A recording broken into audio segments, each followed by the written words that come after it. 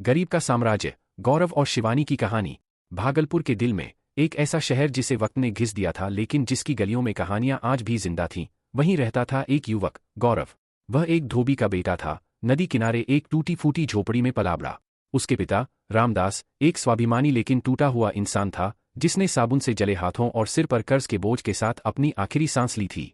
गौरव तब सिर्फ 17 का था। उसने उधार के पैसों से अपने पिता का अंतिम संस्कार किया और राखों के सामने एक वादा फुसफुसाया, मैं कुछ बनाऊंगा, चाहे दुनिया मुझे कुछ भी न समझे। लेकिन दुनिया वादों पर नहीं, अमीरी पर विश्वास करती है। गौरव ने सब कुछ आजमाया, मैकेनिक की दुकान में काम करना, चाय के खोखे पर हाथ बंटाना, मंडी में बोरे ढोना। वह मेहनती था, ईमानदार था, लेकिन दुनिया के लिए अदृश्य। अमीर उसे घृणा से देखते, मध्यम वर्ग उसे नजरअंदाज कर देते, और गरीब, वे तो खुद अपनी जंग लड़ रहे थे। लेकिन एक इंसान थी जिसने गौरव में कुछ अलग देखा। शिवानी, एक स्कूल टीचर की बेटी, जिसकी आंखों में आग थी और मुस्कान में तूफानों को थाम लेने की ताकत। उसने गौरव में भिखारी नहीं, एक निर्माता देखा। संघर्ष करने वाला नहीं, बल्कि विजेता। पिता के गुस्से, पड़ोसियों के तानों के बावजूद शिवानी ने गौरव से ब्याह कर लिया, एक बरगद के नीचे, सिर्फ नदी को साक्षी बनाकर। कुछ समय तक उनका प्यार ही उनकी दौलत था।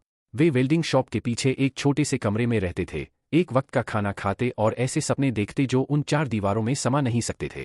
शिवानी सुबह पढ़ाती थी, रात को ब्लाउज सिलती थी।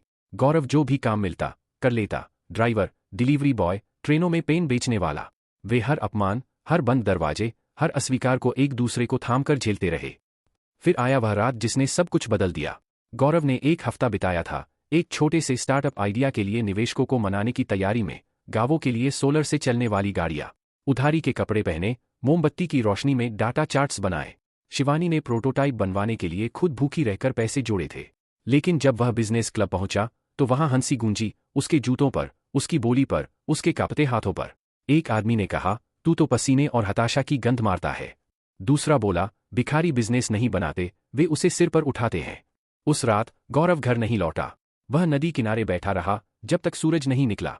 उसने हार मानने का सोचा, भाग जाने का सोचा, लेकिन शिवानी उसे ढूंढ लाई और वह बोली, वो शब्द जो गौरव के जीवन में गूंजते रहेंगे, अगर दुनिया तुम पर थूकती है तो चेहरा पोंछो, और इतनी ऊंची इमारत बनाओ कि लोग तुम्हें देखने के लिए अपनी गर्दन उठाएं। इसके बाद जो आया वह एक लंबा युद्ध था, भूख से, अपमान से, हार से।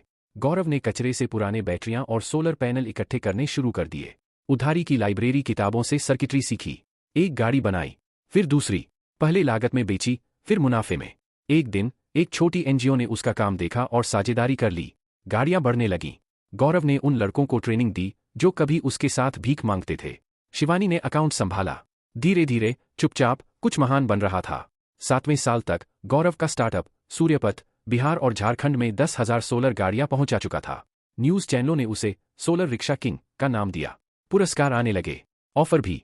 और फिर आए वही लोग जो कभी उसका मजाक उड़ाते थे, अब सूट पहनकर, मुस्कान लेकर, गौरव जी, हम निवेश करना चाहते हैं। हम गलत थे, अब साथ काम करना चाहते हैं। कुछ ने तो माफी भी मांगी। शिवानी ने गौरव से पूछा, अब क्या करोगे?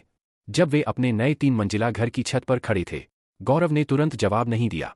उसके जहन में पुराने मंजर घूम रहे थे, हंसी, ताने, खाली पेट, अंधेरे में बहाए गए आंसू। वह बदला ले सकता था, अब वह ताकतवर था।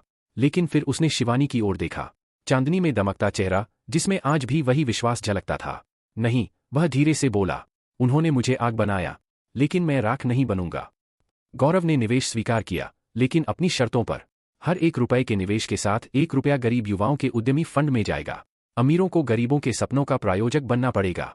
एक सुंदर न्याय। जल्द ही सूर्यपथ एक कंपनी नहीं, बल्कि एक आंदोलन बन गया। झुग्गियां सोलर लाइट से रोशन हो गईं।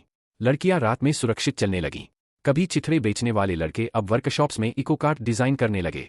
गौरव ने अपनी जड़ें कभी नहीं भूली। उसने स्कूल बनवाए, विधवा पेंशन फंड किए और हर साल अपने पिता की पुण्यतिथि पर 100 परिवारों को मुफ्त गाड़ियां दी। पुरस्कार समारोहों में भी वह वही घिसापिटा घड़ी पहनता जो शिवानी ने उसे उनकी पहली सालगिरह पर दी थी। साल गुजरते गए। एक ठंडी सुबह एक पत्रकार ने गौरव से पूछा, आप सफल कैसे हुए जब आपके जैसे लाखों लोग हार गए? गौरव ने मुस्कुराते हुए शिवानी की ओर देखा, जो हॉल के पार कुछ युवतियों से बातें कर रही थी। क्योंकि एक इंसान था, उसने कहा, जिसने मुझ पर तब भी विश्वास किया जब मैंने खुद पर नहीं किया था। और इस तरह गौरव और शिवानी की कहानी सोने से नहीं, बल्कि हौसले से गढ़ी गई कहानी बन गई। एक कहानी जो कक्षा में, बोर्डरूम में, रेलवे स्टेशन पर और चाय की दुकानों पर फुसफुसाई जाती थी। एक कहानी जो यह साबित करती थी, तुम धूल में जन्मे हो, फिर भी सूरज बनकर उग सकते हो।